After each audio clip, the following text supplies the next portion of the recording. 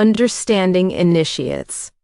A reader comments, I am a little surprised that this autobiography seemed to paint Steve Jobs in such a good light. I had read that he was notorious for absolutely humiliating his staff for the slightest misstep, and was very difficult to work for.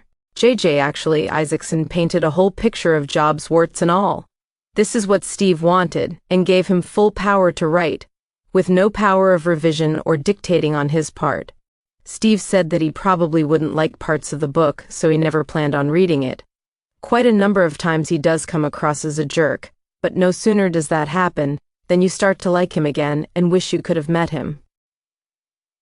Point out how difficult Steve was to work for, but also notes how dedicated employees were to him, and how many were willing to sacrifice anything to share in the achievements of the work.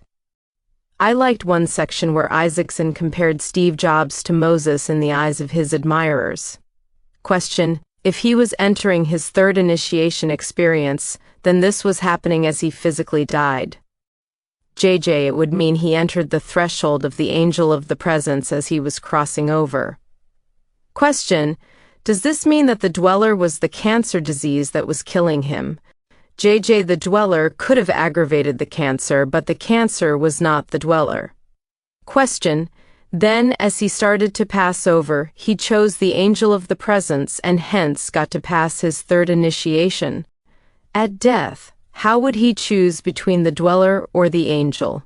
No one chooses the dweller. Though you make choices that give the dweller more power, why would you choose something that is trying to destroy you? You do, however, accept or reject the angel of the presence, and whatever it was that Steve encountered at death, he seemed to embrace it. More often than not, the initiations are acknowledged, consummated, and understood between lives. When initiations are relived in a certain life, this usually happens on the physical plane. All the growth and advancement to achieve initiation must be achieved in the physical. Often, but not always, the actual initiation happens between lives. Question: did Steve Jobs have control and master his emotions in order to pass the second initiation before doing the third? If he passed the second, then he did master his emotions, but let me clarify what that means.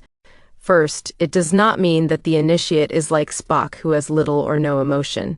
The initiate will have more powerful emotions than average because all the petals in his sacral center will be unfolded. The initiate may very well express strong emotion from time to time, but the emotion expressed is regulated and decided upon mentally. The most important thing a second degree or higher will do is not make important decisions based on emotion, but upon what makes sense from rational or intuitive thinking.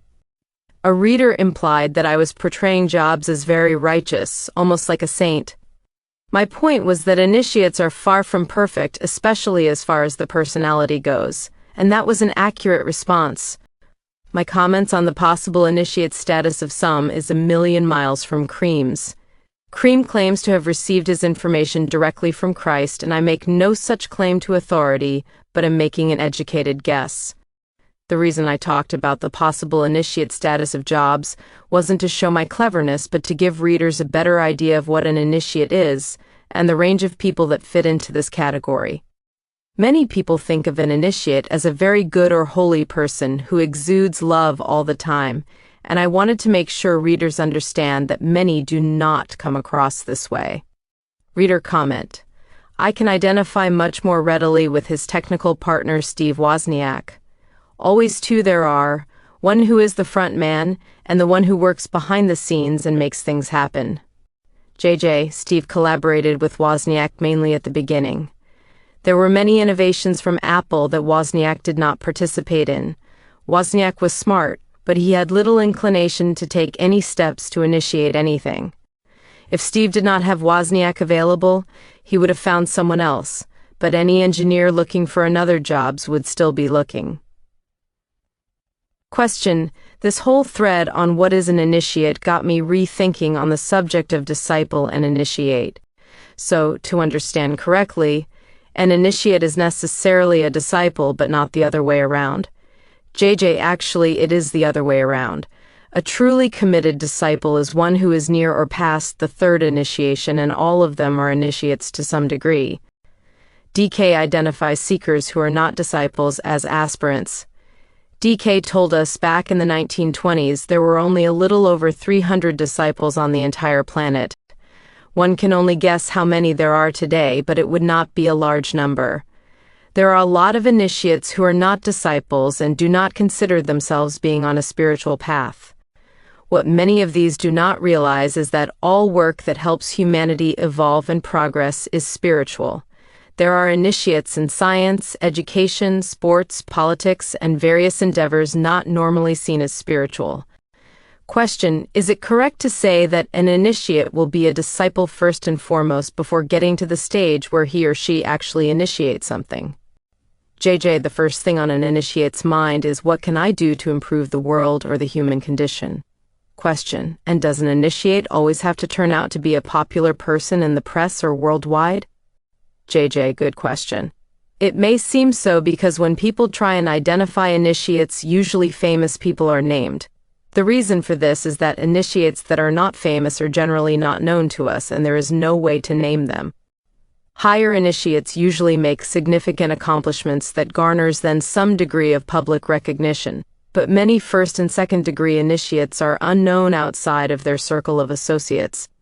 Many of these are initiating things that does not change the world, but does create positive change and improves people's lives. Some join with other initiates to work on a group endeavor. For instance, I'm sure there were a number of initiates who worked with Steve Jobs. Reader comment: I read something not long ago from DK stating that there will also be times where initiates must act behind the stage, so to speak, and without receiving all that recognition attention, i.e. like Steve Jobs did. JJ, this will sometimes be the case. If a person initiates by working behind the scenes and is truly responsible for creating constructive change, then he is of course initiating. Question: and speaking about initiates, how many are there on Earth at the present moment? I imagine there can't be that many since it is a demanding endeavor and a lot of times there must be failures too. JJ, I'd say that there are millions who have passed the first initiation, hundreds of thousands who have passed the second, under 1,000 who have passed the third, and under 50 in mortality who have passed the fourth. He is not an honest man who has burned his tongue, and does not tell the company that the soup is hot. Yugoslav proverb. November 29, 2011. Copyright by J.J. Dewey. To search the website containing millions of words, replace the word search with the word or phrase you want to find, and place the entire line in the Google search box. Search site, freeread.com. This above article is here, freeread.com/understanding-initiates/.